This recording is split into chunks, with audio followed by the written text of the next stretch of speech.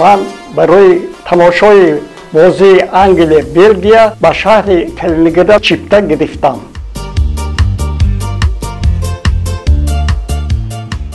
من فوتبال رو از آوان جوانی که به صنف یکم سال 1953 رفتم دوست داشتم و در وقتی مکتب خانه بازی میکردم. وقتی که به انستیتوت سمرقند سودای سمرقند داخل شدم در آنجا هم بازی کردم. وقتی که به ارمی رفتم در ارمی هم به کماند ارمی بازی کردم.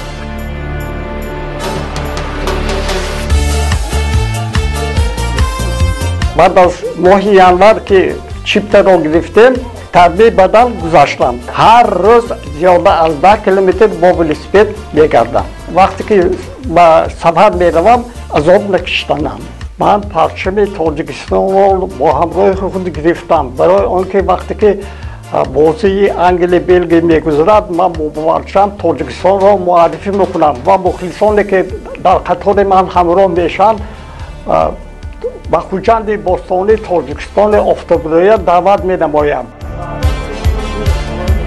81 ساله مخلص فوتبال انگلیس میباشم.